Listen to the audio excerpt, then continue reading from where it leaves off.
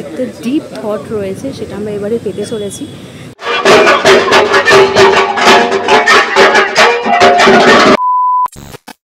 Hello বন্ধুরা, তো সবাই কেমন আছো? পরপর অনেকগুলো খুঁটি পুজোর ভিডিও দেখছো, যেগুলো আমরা কিন্তু রোববার দিনই শুট করেছি। দেশপ্রিয় পার্ক ভারত চক্রের পর আমরা এই মুহূর্তে ঘড়ির কাঁটায় বাজে 7টা চলে এসেছি প্রতাপাদিত্য রোডে কালীঘাটে। কালীঘাট প্রতাপাদিত্য রোডের পুজো, প্রতাপাদিত্য ত্রিকোণ পার্ক। আর এই 96তম বর্ষে ওদের ভাবনা কি, খুঁটি পুজোর সমস্ত কিছু থাকবে এই ভিডিও জুড়ে। দক্ষিণ কলকাতার অন্যতম জনপ্রিয় এই পুজো এবারে কি চমক তাদের, সেটাই দেখবো। তাই জন্য কিন্তু আমাদের সাথে থাকতে হবে, ভিডিওটা স্কিপ না করে দেখো। তো আমরা দুজন কিন্তু চলে এলাম প্রতাপাদিত্য রোডে, আর আশা করি আমাদের এই খুঁটি পুজোর ভিডিওগুলো তোমাদের ভালো লাগছে। ভালো লাগলে চ্যানেলটাকে প্লিজ সাবস্ক্রাইব করো, পাশে থাকো, বেল বাটনটা ক্লিক করে পাশে ঘন্টাটা অবশ্যই বাজিও, পাশে দেখো। আর হ্যাঁ, চলো দেখে আসি ওদের গত বছরের নিবেদনটা কি। আর প্রতাপাদিত্য রোড থেকে আমি Souvik, and we are Vega Bloggers.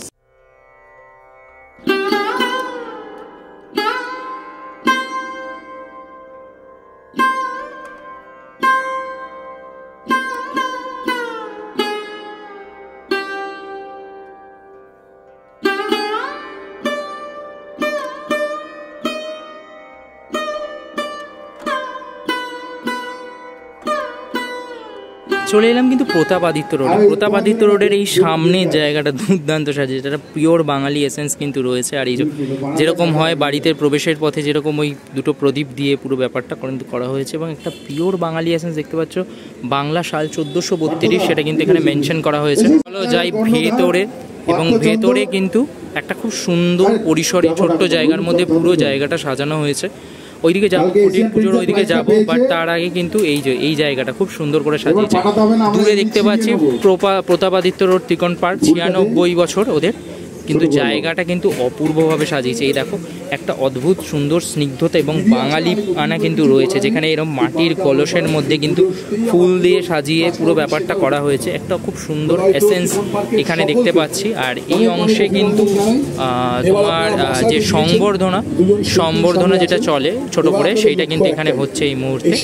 এখানে কিন্তু খুঁটিটা রাখা রয়েছে। খুঁটিটার মধ্যেও তোমরা যদি দেখো, খুঁটিটাকে এত সুন্দর কারুকার্য করা হয়েছে এই কাঠের পাটাতনটার মধ্যে, সেটা কিন্তু দেখতে দুর্দান্ত লাগছে। আর একদম খুঁটির মাথায় কিন্তু এই যে তোমার ঝুড়ি এবং মহাদেবের ত্রিশূল রয়েছে। তো এই যে খুঁটিটা, এটা কিন্তু অপূর্ব লাগছে। এখানে কিন্তু তোমরা দেখতে পাচ্ছ শারদোৎসব 2025, 96তম বর্ষ, প্রতাপাদিত্য রোড, দীপ দাস সৃজনে, ইশিকা চন্দ্র, সৈকত বাসু। অপূর্ব লাগছে। এই পুজোটা কিন্তু একদম ছোট্ট পরিসরে খুব সুন্দর করে বহু বছর ধরে হয়, এবং সেই পরিসরেই কিন্তু এই যে মণ্ডপ সজ্জাটা এইখানে কিন্তু প্রত্যেক বছর করা হয়। এখানে কিন্তু ওদের গত বছরের যে নিবেদনটা রয়েছিল, সেইটাই কিন্তু খুব সুন্দর করে এখানে একটা বড় জায়েন্ট স্ক্রিন দেখতে পাচ্ছি। থিমটাও আশা করি আর কিছুক্ষণের মধ্যে এখানেই আমরা দেখতে পাবো। আর এই অংশে কিন্তু একটা ছোট্ট করে তোমার ওই যে অনুষ্ঠান, যেটা প্রত্যেকটা পুজোই করে থাকে, সংবর্ধনা অনুষ্ঠান, সেটা কিন্তু এখানে চলছে।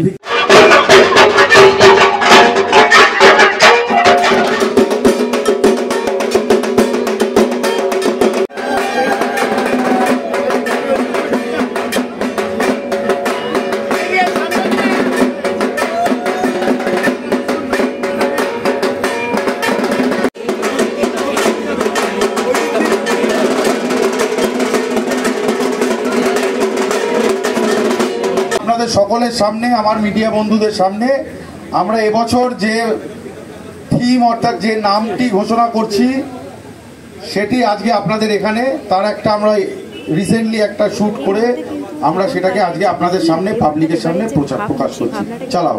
প্রকাশিত হচ্ছে।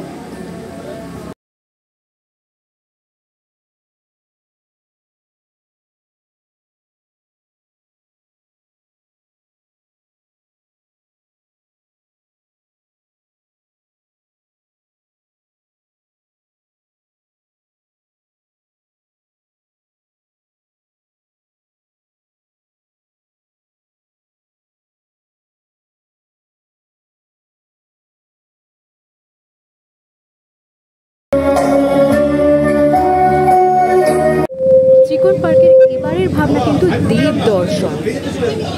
বেশ একটা গম্ভীর কিন্তু একটা ডিপ থট রয়েছে, সেটা আমরা এবারে পেতে চলেছি। তো অবশ্যই কিন্তু খুব বড় চমক থাকবে তোমাদের জন্য। বলছি দেবদর্শন আর বাসব দত্তা, এটাকে তুমি কিভাবে দেখছো একটু বলো। অন্যরকমভাবে এই বছর এই পুজোর সঙ্গে আমি অন্যরকমভাবে জড়িত, ঠাকুর দেখতে এসেছি, কিন্তু এই বছরটা আমার কাছে খুব বিশেষ। যখন আমাকে এই পুজোর কনসেপ্টটা নিয়ে বলা হলো এবং বলা হলো যে যদি আমি এইভাবে ওদের সঙ্গে থাকি, খুব ভালো লাগলো। কারণ এর আগে এরকমভাবে কখনোই কোনো পুজোর সঙ্গে জড়িত থাকিনি। হয়তো কখনো প্রতি পুজোয় গেছি বা পুজোয় গেছি, গেস্ট হিসেবে গেছি, কিন্তু এই পুজোর থিমটার সঙ্গে একদম অঙ্গাঙ্গিভাবে জড়িয়ে গেছি। দেব দর্শন, মা আসছেন বাড়িতে মানেই তো দেব দর্শন হবে আমাদের সবারই। তো সেইটা এবং সেইটার সঙ্গে এই যে থিমের সঙ্গে আমি রয়েছিলাম, বাসন্ততা পুজোর সঙ্গে জড়িয়ে রয়েছি। তো সেইটা আমার কাছে খুবই আনন্দের এবং এটা আমার কাছে একদম অন্য রকমের একটা নতুন অভিজ্ঞতা।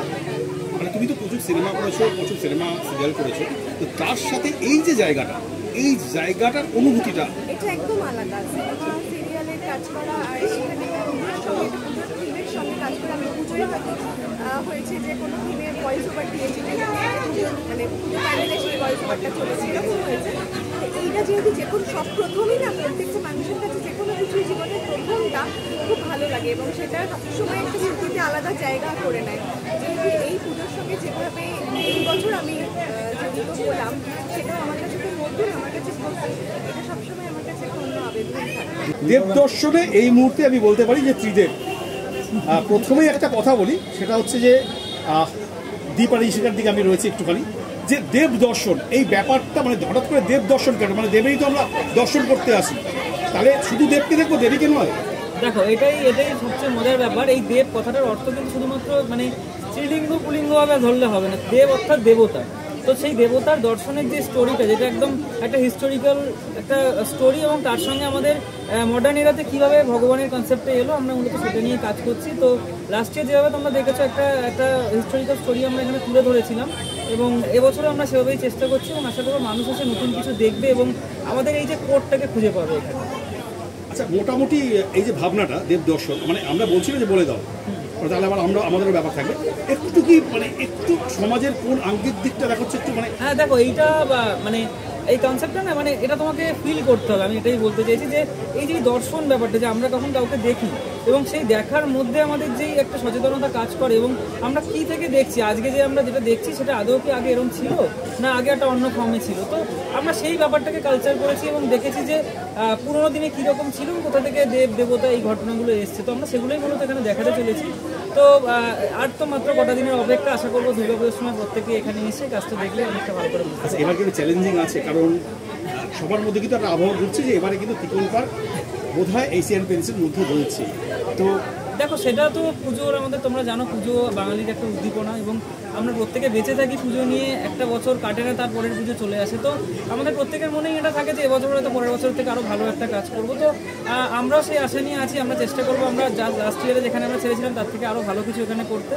তো বাকিটা দেখা যাক, বাকিটা আমাদের যারা আসবেন দর্শকরা বলবেন, এবং পুজোর সময় আরও বাকিটা বলা যাবে। Thank you. যদি আমরা অনেকদিন আগে আবার ফিরে যাই, পুরোনোকে ফিরে যাই, তো হয়তো এমন কিছু দেখতে পাবো যেটা আমাদের অনেক পুরোনো কিছু মনে করিয়ে দেবে। সেইভাবেই চেষ্টা করবো কিছু করার, এবং খুব সাধারণভাবে কিছু, যা সাধারণের বুঝতে একটু অসুবিধা হয়। মানে প্রতিমার মধ্যেও কি সেই রকম একটা ব্যাপার থাকবে, মানে যে পুরোনো দিনের একটা কিছু খুঁজে পাওয়া যেতে পারে? সেটা দেখতে গেলে অপেক্ষা করতে হবে কিছুদিনের, সামনে পুজো আসছে আর ত্রিকোণ পার্কে আসতে হবে। এটুকুই বলতে পারলাম যে খুব সাধারণ কিছুই সকল সাধারণ মানুষের জন্য একটা উপহার। আচ্ছা, বলছি একটু বার্তা কিছু, যারা দর্শনার্থী তাদের জন্য বার্তা, যারা তোমাদের পুজো বরাবর দেখতে আসে তাদের জন্য কিছু কথা? অবশ্যই স্পেশালি বলবো এবছর আরও বেশি করে আসুন। যারা আগের বছর দেখতে আসতে পারেননি তাদেরকেও বলবো এবছর আসুন, অনেক চমক অপেক্ষা করছে। আশাহত হবেন না, খুব ভালো একটা পুজো দেখে যাবেন।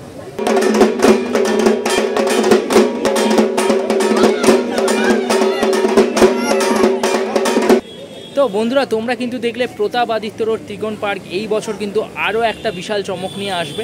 মাস আর্টে তো থাকছেই। তো চলো, আরও এরকম অনেক পুজোর ভিডিও তোমাদের জন্য আসতে থাকবে বলেইছিলাম। আজকে সেই সকাল থেকে শুরু করেছি, এখনও চলছে। খুঁটি পুজোর ভিডিও এই উইকের জন্য আসতে থাকবে, পাশে থেকো। আর এই ভিডিওগুলো ভালো লাগলে চ্যানেলটাকে প্লিজ সাবস্ক্রাইব, লাইক আর ঘন্টাটা অবশ্যই বাজি। চলো, টাটা অ্যান্ড দুর্গা দুর্গা।